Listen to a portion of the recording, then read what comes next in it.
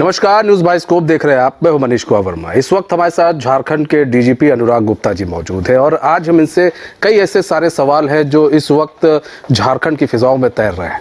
आज हम उन्हीं सवालों का जवाब जानेंगे। जो सबसे बड़ा मुद्दा बना हुआ है इस वक्त की अभ्यर्थियों की जो मौत हो रही है दौड़ के दौरान, इसको लेकर तमाम तरह की बातें आ रही हैं, सामने आ रही हैं। इसी को लेकर हम जानेंगे कि आखिर यहाँ के जो डीजीपी हैं वो क्या सोच रहे हैं और वो क्या किस तरह से देख रहे हैं इन मौतों को और क्या दिशा निर्देश इनकी तरफ से दिया गया है। तो सर, पहले तो बहुत बहुत स्वागत है आपका न्यूज़ बाइस्कोप। जी जी, धन्यवाद, बहुत बहुत धन्यवाद। सर, सवाल ये सर कि अभ्यर्थियों की लगातार मौत हो रही है और लगता है 12 मौतें हो चुकी हैं अभी तक। और सर, किस तरह से आप इन मौतों को देख रहे हैं और सबसे बड़ी चीज़ ये है कि आखिर इन मौतों के पीछे का कारण क्या है? देखिए, पहले तो मेरी पूर्ण संवेदनशीलता है उन परिवारों के साथ जिन्होंने अपने बच्चों को खोया है। एक पेरेंट होने के नाते हम समझ सकते हैं उनका दर्द, और हम लोगों ने जानने का प्रयास किया है, बल्कि कल माननीय मुख्यमंत्री जी ने इस पूरे कार्य को स्थगित भी कर दिया है। हम लोगों ने जानने का प्रयास किया है, पोस्टमार्टम वगैरह भी हुए हैं बच्चों के, लेकिन अभी तक कोई कारण स्पष्ट आ नहीं पाया सामने। हमसे पूछा जाता है क्या कारण हो सकता है, तो हमें लगता है कि एक तो मैं 10 किलोमीटर की दौड़ की साधारण दौड़ नहीं होती है, और ये कानून ये नियम झारखंड में पिछले 10-12 साल से लागू है। तो अगर कोई बच्चा बिना तैयारी के, कोई भी आदमी, आप भी अगर 10 किलोमीटर की दौड़ करते हैं तो हो सकता है कि आपको नुकसान हो जाए आपके शरीर को।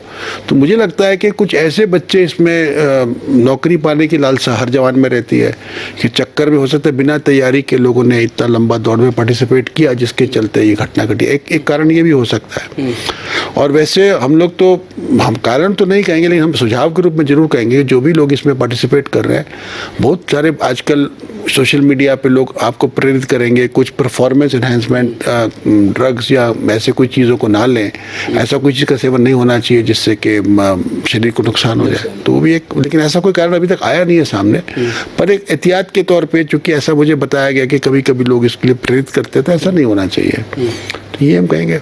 अच्छा सर, पोस्टमार्टम भी हुआ होगा कुछ लोगों का, तो पोस्टमार्टम रिपोर्ट में कुछ आप लोग को पता चला? नहीं, अभी तक कुछ भी नहीं आया, और रिपोर्ट अभी आई भी नहीं है। सभी जो रिपोर्ट पूरी आ जाती है तो हम लोग, हमारे एडीजी मुख्यालय मिस्टर मलिक हैं, वो पूरी चीज़ को देख रहे हैं और उन्हीं को जिम्मा है पूरे देखने का, तो अध्ययन किया जा रहा है। कुछ स्पष्ट कारण आएगा तो फिर हम लोग करेंगे उसके ऊपर कार्रवाई। अच्छा सर, एक चीज़ और भी है कि जैसे जो छात्र हैं, कुछ अभ्यर्थी हैं, उनका कहना ही था कि हम लोग यहाँ पे इतने दूर से दौड़ने आए हैं, हम लोग सुबह तक खड़े रहते हैं, ऐसे में कोई व्यवस्था जो है नहीं की गई। जैसे अगर हम लोग को सुबह केला मिल जाए या फिर पानी भी ढंग से मिल जाए तो तब भी हम लोग के लिए सही हो जाए। तो क्या इस तरह की व्यवस्था होनी चाहिए? देखिए, केले की व्यवस्था के बारे में तो मैं नहीं जानता हूँ, लेकिन पानी, ORS सोल्यूशन, डॉक्टर, नर्स, दवाई, एम्बुलेंस, स्ट्रेचर, ये सारी, शौचालय, ये सारी सुविधाएं सभी 7 सेंटर पे उपलब्ध करवाई गई है। मैं जानता हूँ इसको, मैंने फोटोग्राफ भी देख सकते हैं, वीडियोग्राफ भी देख सकते हैं उसके। और खाने पीने का व्यवस्था तो मेरे विचार से नहीं है, वो तो अभ्यर्थी को खुद ही करना होगा, क्योंकि इतनी बड़ी संख्या, लाखों लाख की संख्या है, तो सभी अभ्यर्थियों का भोजन का व्यवस्था करना तो मुश्किल है।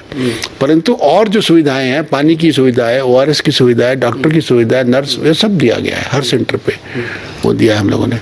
अच्छा सर, ये भी आ रहा था सामने कि मतलब जब कंडीशन थोड़ी ख़राब हुई बच्चों की, तो ऐसे में जो उनको हॉस्पिटल ले जाने में बड़ी देरी हो गई, इस तरह की भी चीज़ें सामने आ रही थी। मेरी जानकारी में तो नहीं, हमें तो जो SP साहब जो बोर्ड में 3-3, 4-4 लोग रहते हैं, उन्होंने बताया कि जैसे ही वो पहले बेहोश हुए बच्चे तो तुरंत उसको हॉस्पिटल ले जाया गया, परंतु वो दुर्भाग्यवश नहीं बच पाए। वो ऐसा नहीं है, ये गलत बात है कि त्वरित इलाज नहीं हुआ, ये गलत बात है। इलाज त्वरित हुआ है और पुलिस का रिएक्शन भी बढ़िया था, तुरंत उन्होंने जो भी जैसे ही लगा उसको तुरंत हॉस्पिटल भेजा गया।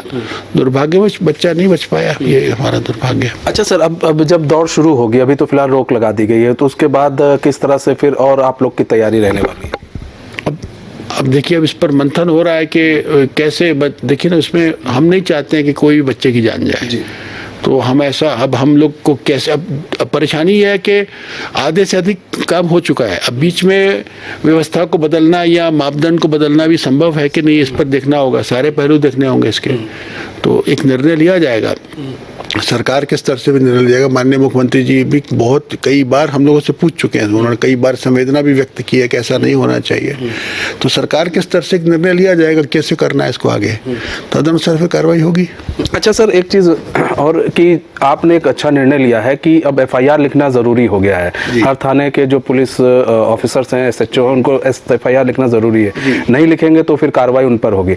लेकिन सर अमूमन देखा जाता है, जैसे आप थोड़ा गाँव एरिया में चले जाए, हम थोड़ा विलेज एरिया में चले जाते हैं, तो वहाँ पर इस तरह की चीज़ें बहुत सामने आती है कि एफआईआर नहीं लिखा गया, दबाव होता है, तो इस तरह की चीज़ें बहुत सामने आती है। देखिए, उसमें दो बातें, एक है कानून और दूसरा प्रचलन। जहां तक नया कानून है बीएनएसएस, बिल्कुल स्पष्ट है कि थाने में एफआईआर बिना, जिसको हम बोलते हैं घटनास्थल, प्लेस ऑफ अकरेंस का विचार किए बिना एफआईआर दर्ज करना, ये हमारा कानून है, नया कानून है। तो लेकिन अब कानून तो है, लेकिन कानून में लिखी हुई हर बात का पालन अक्षरता तो होता नहीं है। तो हम लोगों को ऐसी शिकायतें मिलती हैं कि थाना में एफआईआर दर्ज करने में कई बार शिकायत होती है और नहीं होती है।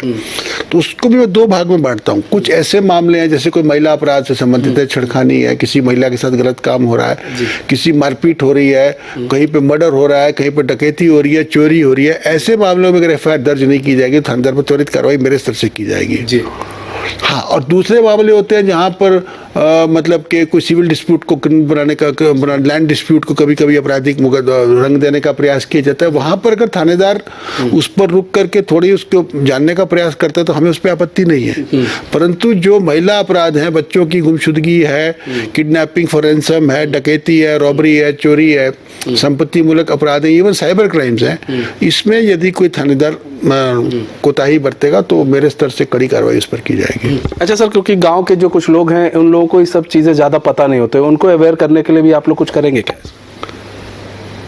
ऐसा अवेयरनेस का कार्यक्रम हमारे द्वारा नहीं चल रहा है, परंतु एक अभी झालसा के द्वारा एक बहुत बड़ा कार्यक्रम चल रहा है। झालसा के बारे में आप जानते हो कि झारखंड लीगल सर्विस अथॉरिटी, हम लोगों के साथ वो लोग काम करते हैं। उन्होंने अभी बहुत सारे पीएलवीज रखे हुए हैं, जिसको शायद पंचायत लेवल वॉलंटियर से कुछ नाम है या पैरा लीगल वॉलंटियर नाम है। वो लोग जो है थाने से कनेक्टेड हैं और वो लोग पब्लिक को अवेयर कर रहे हैं कि उनके क्या अधिकार हैं, उनके क्या कानून हैं और कैसे उसको करना है। तो वो पीएलवी बहुत अच्छा काम इसे कर रहा है पूरे राज्य में।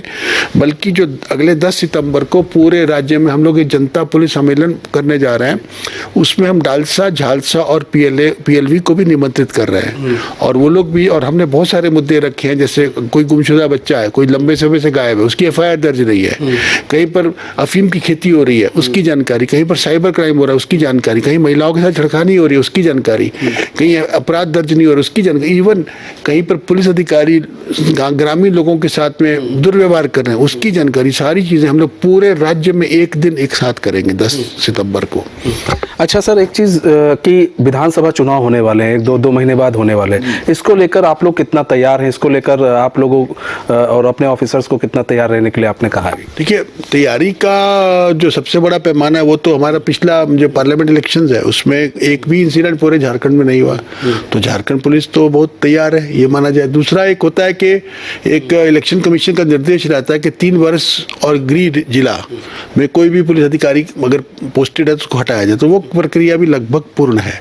हम लोगों ने पूरे राज्य के सभी ऐसे पुलिस अधिकारी जो 3 वर्ष या उससे अधिक से एक जिला में पोस्टेड, उनको ट्रांसफर कर दिया है। और कोई भी अधिकारी जो गृह जिला में पदस्थापित है उसको भी ट्रांसफर लोगों ने कर दिया है। तो ये तैयारी हमारी है। बाकी जो हमारी और तैयारियां हैं, चूंकि नक्सलवाद को लगभग 95% लोग खत्म कर चुके हैं, तो इस राज्य में चुनाव करने में सबसे बड़ी बाधा आज से 15 साल 20 साल पहले नक्सलवाद थी, जिसको पूर्ण रूप से खत्म कर चुके हैं लगभग। इसलिए मुझे लगता है चुनाव बिल्कुल शांतिपूर्वक होंगे और हाई परसेंटेज ऑफ वोट देहात में भी होगी और शहर में भी होगी, मुझे ऐसा मानना है। Thank you sir, thank you so much.